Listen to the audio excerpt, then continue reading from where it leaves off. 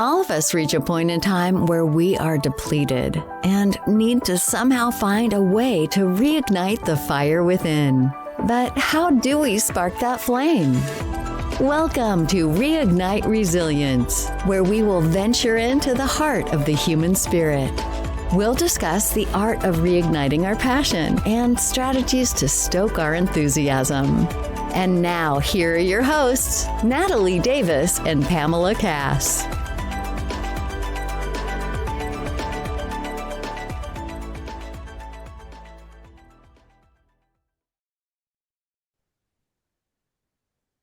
Welcome back to another episode of Reignite Resilience. I am your co-host, Natalie Davis, and so excited to be back with all of you today. And joining us is your co-host, Pam Cass. Hello, Pam. How are you? Hello, I am. You know what? I'm good today. It's been a good day. It's beautiful outside. It's starting to warm up. The trees are starting to bloom. So there's like white flowers on the trees outside, which just makes me happy. So yeah, so I'm good. Yes, white flowers, not white snow. So that's okay. I we will got a take the little white dusting. flowers. Done with the snow. We're done with that. Yeah. Exactly. It has been quite a winter for us. I feel every year I feel like it's a long winter. It hasn't. It's been mild. It's normal. It's fine. It's part of living in Colorado. Yes. But somehow it just seems to get under my skin when we get a April and May snow. Well, Ugh. This is what happens when we get older. Exactly.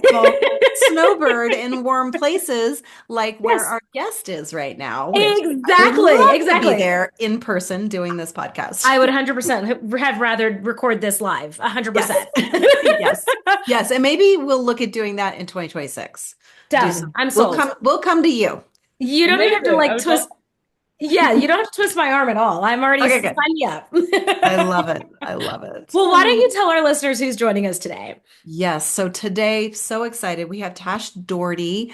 She is a British Irish American writer and author. She is the creator of Miseducated, a blog and podcast for business and pleasure, and the author of These Perfectly Careless Things, her spicy coming of age debut novel, which she self-published in September of 2023. She graduated from the Wharton School, University of Pennsylvania, and lives in Mexico City. And it's a beautiful 75 degrees there today.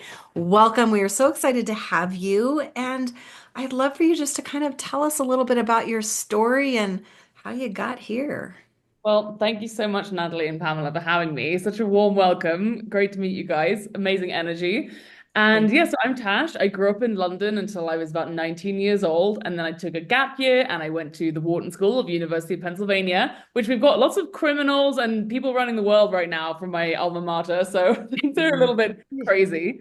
I loved going to Penn. I studied business and business analytics, and then I went into the tech world for about 5 years. And I had this sneaking dream, this whole time that I had always wanted to publish my first novel. I actually had started publishing and writing, stories and stuff, writing that book specifically when I was 14 years old. And at that point, in my early 20s, I thought, oh, I need to be a serious businesswoman. I don't have time to write like spicy teen romance fiction. But then, as I got into my late 20s, I was so unhappy with what I was doing in my tech job that I just thought, why not quit my job, quit my life in New York City, and self-publish my novel, which is called These Perfectly Careless Things.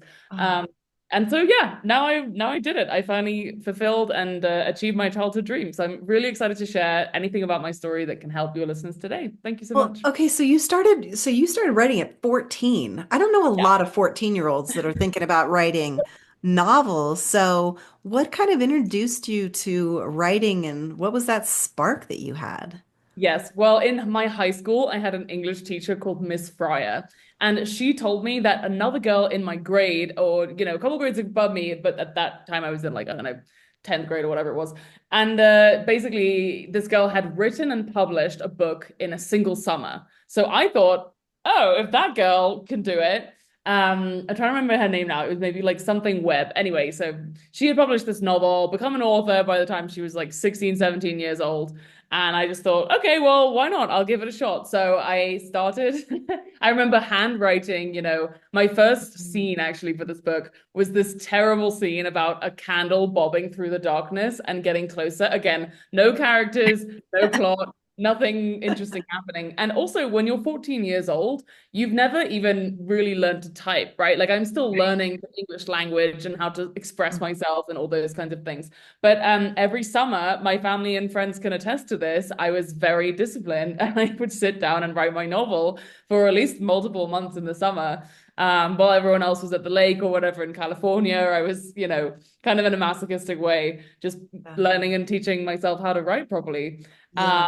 And so anyway, I did that for 7 summers. But then again, as I was mentioning, once I went to the Wharton School, all my classmates were very serious bankers and consultants and wearing suits and having briefcases and things. So I suddenly thought, okay, well, the only way that I'm going to achieve value in this world is by getting a really fancy job and making lots of money.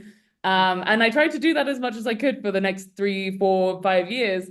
But then, once I hit kind of like my mid-20s and I was in New York and I was like, oh, this sucks so much. So I better just go back to writing this story that I had dreamed up all along. And I finally, then it took me, another 2 years or to finish writing it and then self-publish it in 2023. So, yep. Love that. Okay. Same novel each summer, or were you just writing excerpts of different stories along the way? Well, I did write a lot of other stories along the way, but the novel itself, it was pretty intact. But like through all of the different editions and editors and things happening, obviously the story changed a lot, Yeah. and I was ultimately really happy with how it turned out though, because it really came to represent this super nostalgic time in my life where I had been living in London. You can go to beautiful places, you can explore new cities, but doing anything for the first time, that only happens once. And Right. that's what I think the whole genre of coming of age and YA is so beautiful, so powerful, so nostalgic, that I just got to go back into all my memories of growing up in London and all my favorite things about the place and the setting. And I love setting my books around places. Like that's like a huge aspect of it for me. So I hope that, my readers will get to experience my love of London in the book when they read it, because it's really special. Oh, I bet they will. I bet they will. Now, you were in corporate America for a while, Yeah. and it sounds like you had some sort of an event, a significant event happen.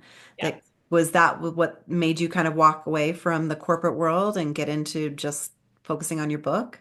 Yes, I can talk about that experience if you guys are comfortable with it, but I will give a Absolutely. dark trigger warning that it's Okay. basically the most messed up thing that's ever happened to me. And this happened almost exactly 4 years ago. But I would say it has transformed my experience quite a lot. When you're kind of stuck and you don't know what to do in your life, I think sometimes I was kind of naive and I thought, well, if I have a near-death experience, maybe that will kind of wake me up, to this life Hmm. that I'm living. So you really have to be careful. And I'm telling you this now, like if you're wandering around asking the universe for a sign, make sure you ask the universe to also be gentle and give you the Yes. message in a kind way, in the way that you need to hear it, rather than just smacking you in the face, which is, existentially what happened to me. So the specific incident that I think you're talking about or referring to is when I was in Oaxaca in Mexico. I was wandering and went for a run alone in this park, a really beautiful park in Oaxaca City. So in Mexico, in Oaxaca, they have a lot of indigenous groups that do amazing dancing in this stadium called the Galaguetza, and it's this incredible, spectacle of Mexican culture that happens every year. And so behind that stadium is a national park, like a beautiful forested area. But it's very kind of, the security isn't that good. Even though there's like armed policemen and stuff who kind of like drive by. So I just went for a run there. I had been living in Oaxaca City for a couple of months. And so I decided to go for a run on this Wednesday morning, 10:30, 11 a.m. And what happened was that when I got to the top of the hill, I heard a rustling, in the bushes. And this is again like classic, the classic crap that they tell you that's going to happen to you as a woman when you're running through the park alone. So again, like, trigger warning, all the dark things are going to happen in the world. So I turn around and I unfortunately see there's one guy walking towards me, and he's got in one hand, he's got a gun, like a handgun, Mm, and in his other hand, he is like masturbating. mm, So I find myself, and I remember before I even saw, that he had his dick out or whatever, I just thought to myself, this is a moment, in my mind, I said to myself, let's fucking go, because I knew that this was what the situation and the level of danger that was happening was, that I was going to have to really figure out how to negotiate myself out of the situation. yeah. And, luckily for all of your listeners, I do have some really important tips. So Right. this is the, worst case scenario, you find yourself in a Mm, park in a really dangerous situation. So there were a couple of things that I had on me at the time. All I had was my hotel key, which was about 2-3 miles away, so that wasn't going to be useful. And then the other thing that I had was 500 pesos. So at the time, the exchange rate was about 25 US dollars in cash. That mm, was all that I had. And of course, but then this guy is not being faced with just anyone. I speak Spanish, went to the Wharton School, and also studied business and negotiations a lot. So I have mm, a lot of negotiation strategies and tactics under my yeah. belt. And, by the way, when you go and you're in this it's a high stakes negotiation situation, your mind goes through immediately. You're taking off one by one your possible ways to get out of there, right? So Mhm. again, I can't just, I remember thinking to myself, could I jump off the side of the hill? Could I scream? Should I shout? What should I do? And ultimately, what I decided what to do was not to do any of those things, because if somebody has a weapon and the asymmetry of power is so intense, you do not want to, mess this guy up, make him feel stressed out or scared or freaked out, because that can really easily, mess up your situation and compromise your safety. Mm, And there's a really, really good book, which I recommend. It's called Never Split the Difference by yeah. Chris Voss. So I had read that book, and I had also taken some negotiation classes at business school. But I think that book really was the one that saved my life and my body. And there were two things that I remembered from that book. And one was the title, which was called Never Split the Difference, right? So you go into a high stakes negotiation and you need to remember what you are not going to compromise.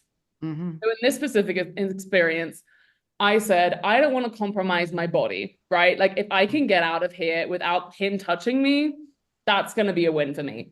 Yeah. Additionally, I would like to survive. That would be great.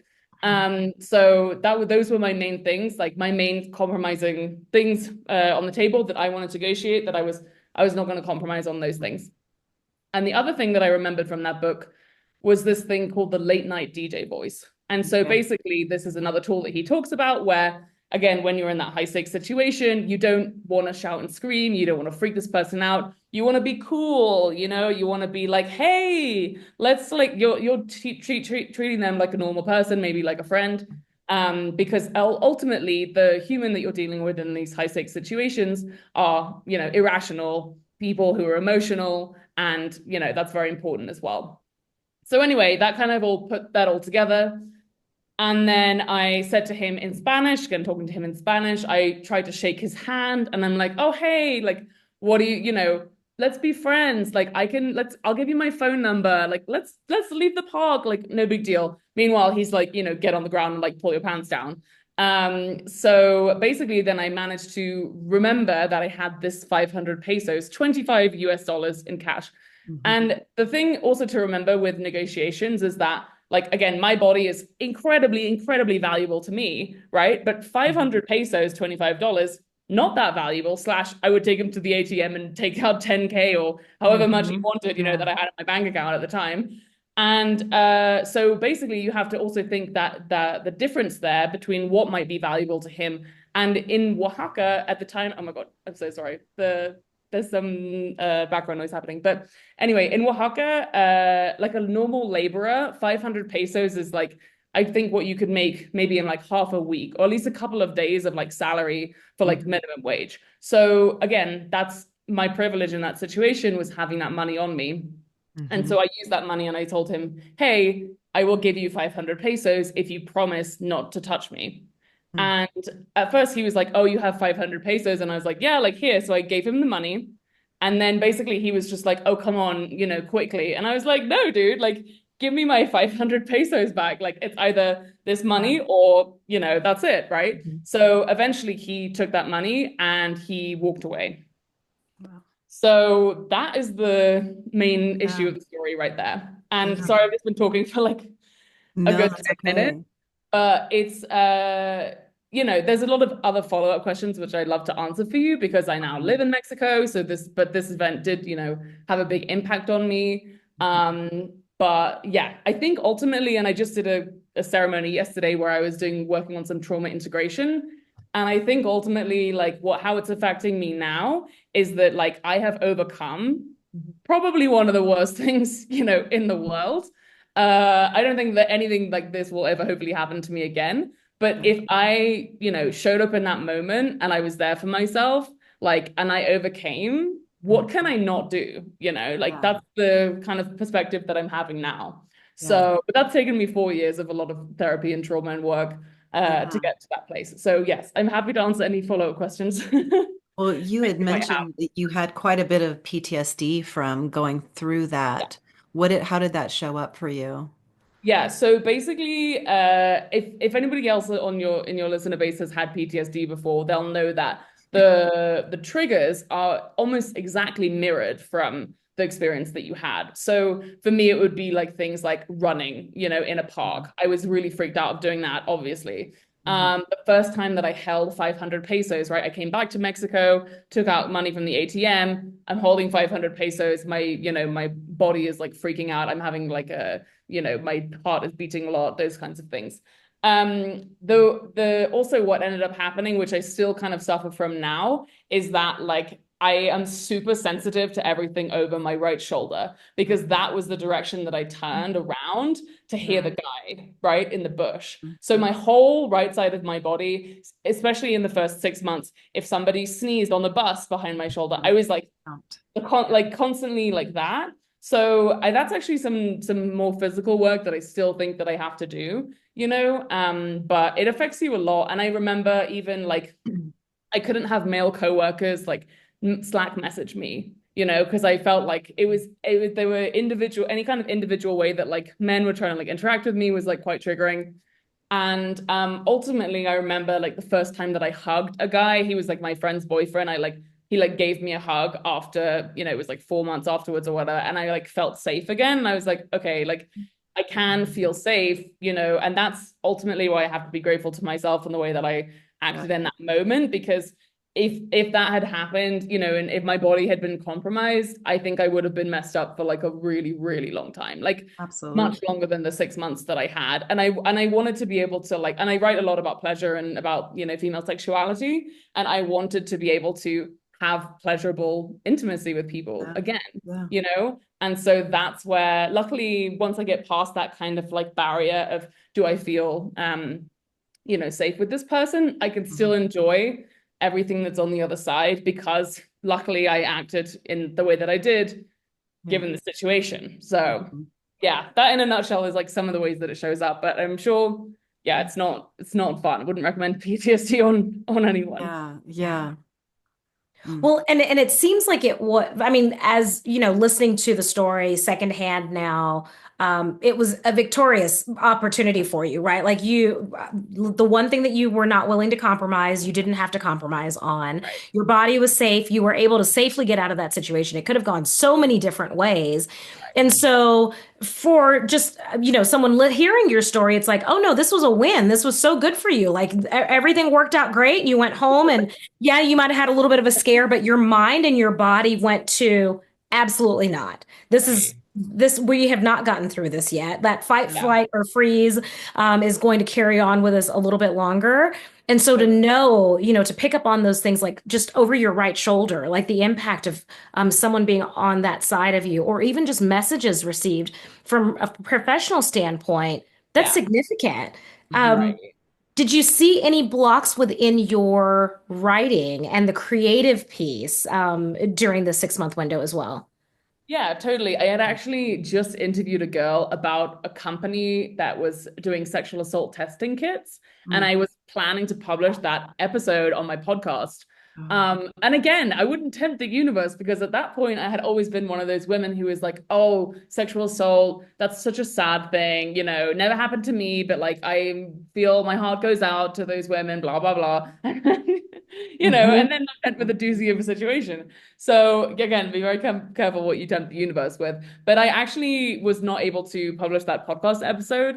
And I even tried to go back to work for like 3 months, and then I just realized that the culminative effects of it was just like it was way too much. And so I had to take, luckily at the time at Vox Media, they had like 3 months of medical leave that you could take. Oh, good. So I got all of that.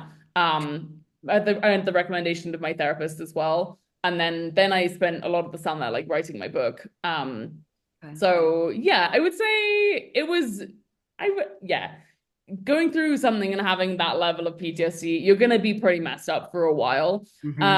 But again, it's like those really intense initial impacts will eventually wear off. But I still even get triggers, now and then today sometimes when I can't really control them.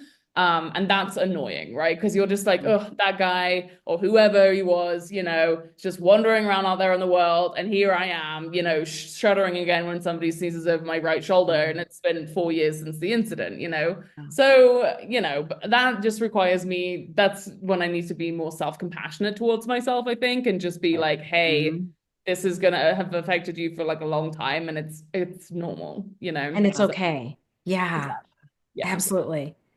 Well, I love that you say tempting the universe, because just for our listeners, I want to say like that can pop up in a variety of ways, because you said it and it reminded me of a space that I was in, gosh, maybe 10, 12 years ago. I was attending a training workshop and we were working on keynote speeches and things like that. And I was in a room of people that have lived life, right? They've gone through divorce, multiple divorces, children that have passed away, parents that have passed away. And I remember sitting in that room and I'm like, what do I have to offer? I mean, look at all of these fabulous stories in this space. Well, then fast forward, and it's like, well, now life has happened. Now you've got stories to share. And could I have still shared and had impact then? Absolutely. But it's one of those things where like you just dismiss what you bring to the table. So it's not like you know what, universe, it'd be better if you just let me have this and then I can, I'll accelerate from there. It shows up in like our thoughts and what we think about ourselves and how so we've got to be careful with that, because we're willing it into our lives when we start to say things like that. Law of attraction. It is. It is. Yeah. And I think it's really important though, because it's taken me so long. Again, I'm 4 years out. It still is affecting me in some ways that, I really am so nervous about this concept of post-traumatic growth. I think again, like maybe a couple of these people are doing keynote speeches or the people that you met, but a lot of times it's just surviving the thing, And eventually, great, I can now turn around and be like, oh, I overcame this, maybe a stronger person. But I feel like I have also friends who like have chronic illnesses, or people just experience suffering for no reason. And I just think, do we have to have this, happen in order for me to learn this? Like, does everything happen for a reason? Like, because but by saying that, you're basically saying that every single ounce of pain that any person ever experiences, whether it's like the birth of like giving like a child or something like that, like it's so complex. The world is such a messed up place that you don't need to lose hope, right? But also at the same time, like there's a lot of unnecessary suffering in the world. So that's why I don't say like, oh, it happens for a reason and everyone who goes through something traumatic should become Oprah, like just surviving and like carrying on, working on yourself, doing yoga to feel safe in your body again, like those are all wins, right? And that's I feel strongly about that. I love that you say that, because I just had this like realization, because every guest that we've had on has gone through some traumatic thing, and every one of them has now become a coach or a speaker or an author. And I think it's a good message to remind our listeners that just because you've gone through something traumatic doesn't mean you have to go write a book and you have to do this. Our goal with this podcast is to create a community of people that are going through stuff, so you feel like you're not alone. But just Exactly. because you haven't written a book about some horrible thing that happened doesn't mean that you've not survived it. It just Yeah. means you've survived in a different capacity. And Yeah, so I think totally. that's And a you good can thing to change remember. careers or it can impact you in all different Absolutely. kinds of ways, Or I also have friends who, they maybe lost a child and then they go become grief counselors. Like Yeah. impacts in these events can change the course of your life. But at the same time, it's like, yeah, that post-traumatic growth, I think it's such a mean, it's kind of like punishing I almost in don't a want to way. grow. Yeah. Yeah, Yeah. you're like, I No. just got through hell and back, and like now I'm back. That doesn't mean I have to be Oprah. Now, So now you turn around and pour into everyone else again. Like just keep Yeah. pouring. yes, You just Yeah. yes. Yeah. Instead Yeah. of taking that time to reflect and do the work that you mentioned, right? Because it's easy for yeah, us to go back into that space of, well, this has happened to me, so I'm now obliged to fill in the blank, whatever it's going to Yeah. look yeah, Hmm. yeah. like. And I think Yeah. also what is difficult about my story, though, which maybe not other people can relate to, or it can depend, right, on your character in the moment. But like, I Yeah. still had agency in my situation. Like, I still have never Mhm. lost agency throughout areas of my life. Like, maybe I've been, I don't know, gotten too drunk at times, and I'm like, oh well, shouldn't have done that, But like, I haven't actually lost control in the official Mhm. sense. So I think that's also something to keep in mind is like I talked to a girl recently after the incident that had basically also had a guy force himself upon her like in a park, right? And like she had to like give him like oral sex. But then she ended up going to the hospital and like getting swabbed, and then they caught the guy, and Yeah. he was put in prison, right? Whereas like Mhm. my perpetrator guy, no way you're gonna find him out. He was wearing like a mask and a baseball cap, right? And like Yeah. in the middle of Oaxaca, and I don't plan on going back there ever again. Yeah. So it's annoying because it's like, okay, she in a sense had something more physical happen to her that maybe she felt less in control, but then she was still able to change that situation and actually get the guy, right? So like it's a whole different dynamic of like who's got power and who doesn't. And but I think the most important thing to remember is that like just even surviving it, you still have agency and you can make different decisions from now on and as you move forward. Mhm. So that's Yeah. the most important thing, is to not lose your sense of self in all of that. That's Absolutely. powerful. Yeah. Absolutely. And I think that's where the power resides as well. Mhm.